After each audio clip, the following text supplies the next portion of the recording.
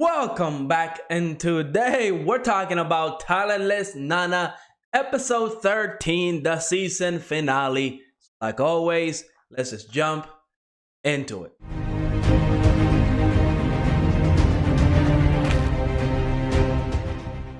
Episode 13 of Talentless Nana. I have to say it was a great episode. It was a good way to end the season. I'm only hoping that we get a season 2 now because I really want to see where this story is going, especially after the events of this episode. Now, before we jump into it, let me remind you to like and subscribe. It definitely helps the channel out, and of course I greatly appreciate it. But let's talk about Talentless Nana and this great finale, because I honestly love this episode. We're still investigating, or at least Kiyoya is still investigating who the killer is. He's trying to get evidence, and while he doesn't have like enough evidence to blame somebody, to essentially go after somebody, he does have an idea who it is. And of course later on we find out that Nana is kind of like on the same page. Now the biggest thing in this episode was of course Michiru. I do think Michiru was the star of this episode. She essentially was able to convince Nana that she was not at fault for her parents dying.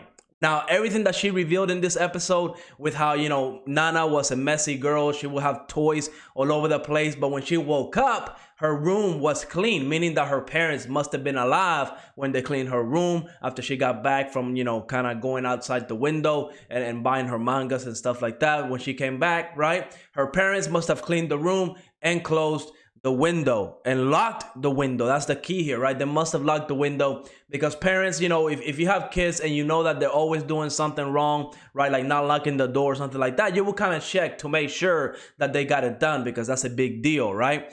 So Michiru was able to convince Nana that she was not at fault for her parents' death, which again, that's definitely part of her big brainwashing that she has going on.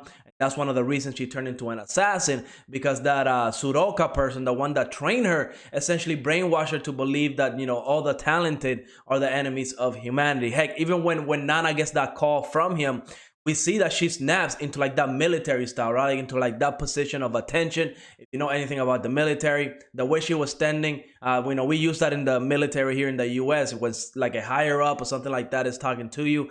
Essentially, you will be in the position of attention. Essentially, it's like you're like planking, essentially. And, I saw that and I immediately knew it was a big deal. I was kind of hoping that Nana would turn back into being that, like the villain of this anime, right? Because I definitely don't want to see Nana turn into a good person, like a hero of the story, right? Because I just don't see how anybody will forgive her for killing so many students. Maybe Kiyoya, he might be able to see the bigger picture, but he definitely would want Nana to pay for what she did. But we'll see when we get there in season 2. I hope we get a season 2.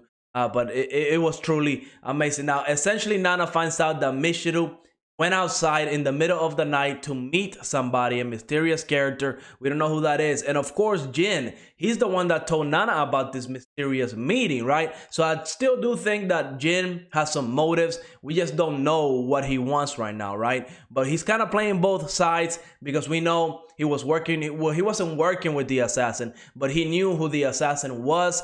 And he didn't say anything to Nana or anybody, right? He only got involved when one of the cats that he likes got hurt by the killer, and then that's when he kind of went in to Nana and told her that Michiru went to see this assassin.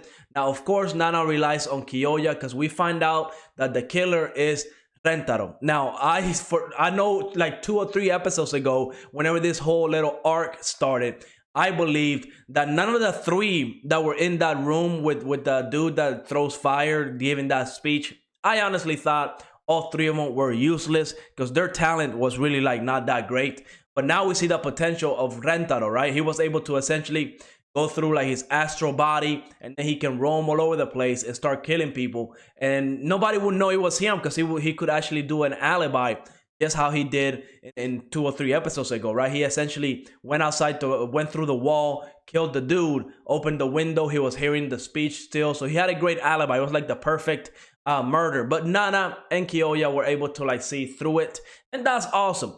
But I still believe that his talent is essentially useless, right? Like if you think about it, right? Yes, he has an ability that would allow him to kill people fairly easy, but how is that any different than what Nana was doing, right? Like I still don't think his talent would amass to being able to kill like hundreds and thousands of people, right? No, he would just be able to kill people a little bit easier than your regular human being, right? Because he'll be able to do it and actually have an alibi to get away with it.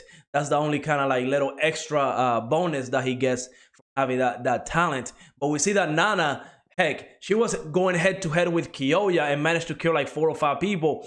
And nobody found out, right? Kyoya was heavily suspecting her, but she was able to escape everything. While here we see that Kyoya would have probably found out about Rentaro sooner or later, and there was no way he was going to get away with it. So somebody like Nana, I would say, would have a higher kill potential count than Rentaro just because he has the talent, but that's a whole other discussion. But yeah, essentially seeing Nana getting stabbed, right, because she was protecting Michiru, honestly, I did not see that one coming. I honestly thought that Nana was going to snap back into her old self after, you know, that Soroka, her mentor, called her. I thought she was going to snap back to her old self and let Michiru die. And that would have been a great ending to the season. But I have to say, I like what they did. I absolutely love what they did, where we see kind of, you know, Nana learning that, you know, she does care about Michiru and she was getting stabbed. And even though she said all those nasty things to Michiru, yes, Michiru as a character, she's like the pure goodness in all of the humans' hearts, right? Like she has no evil in her heart whatsoever. Because even though what Nana said to her while she was getting stabbed to run away, and she did run away, but she came back. She came back when it was the most important time to come back, because Nana was about to die, and she essentially sacrificed her life to revive Nana. I mean, I did not see that one coming. I honestly thought that, you know, Michiru was going to revive Nana. She was going to go into like a coma for a couple of months, and then she was going to be fine. But no, from the ending of this episode, it seems like she did die, like she did pass away. And if that is the case, that's awesome, because again, I just really hate like your typical shonen, right? Like you can kind of predict everything. Like, you know, certain characters are not going to die. You know that if something does happen to a character, they're going to end up fine at the end of the day. Like if we look at something like Jujutsu Kaisen, like around episode 405, where we see Itadori, where supposedly he died, right? No, that I could see that coming from 30,000 miles away. Itadori was going to be just fine. There was no worries.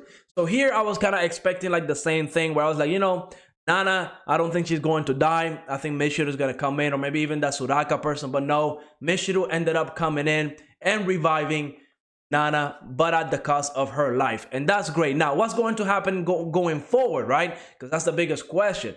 Because now there's a potential chance for Nana to become like the hero or a good person. She might actually turn on her mentor, Soraka, because this is the only friend that she had, the one that made her see the truth about her parents' death. So she might actually have a vendetta against Soraka. She might actually start questioning orders because her brainwashing ain't all that good anymore, right?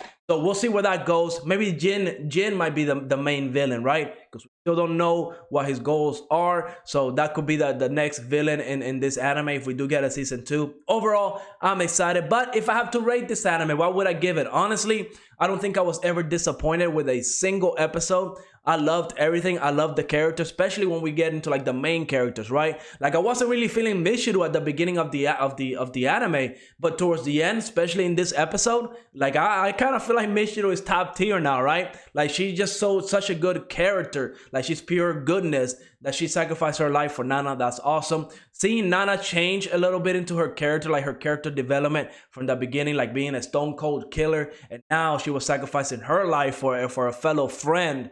That's awesome. Kyoya, I've always loved Kyoya from the beginning. And those really are like the 3 main characters of this story, right? Because everybody else was just kind of extras waiting to die. And of course, I do love Jin as well, and he could be the next villain. So I will rate this anime a solid 9 out of 10. I absolutely loved every episode. There's no reason to give it any less for me. I loved everything about it. I cannot wait for season 2. I would read the manga, but I don't want to read every manga of every anime that I'm watching this season. So far, I'm only planning on reading Jujutsu Kaisen after that season is over. But, you know, I hope we get a season 2 announcement. They be doing that now lately, right? Where they announce the next season fairly quick. So hopefully we get that announcement soon. Overall, great anime. I loved every second of it. So a 9 out of 10 for me. Let me know in the comments, what did you think of this episode? Did you like it? You like the finale? Where do you think this anime is heading? Let me know in the comments.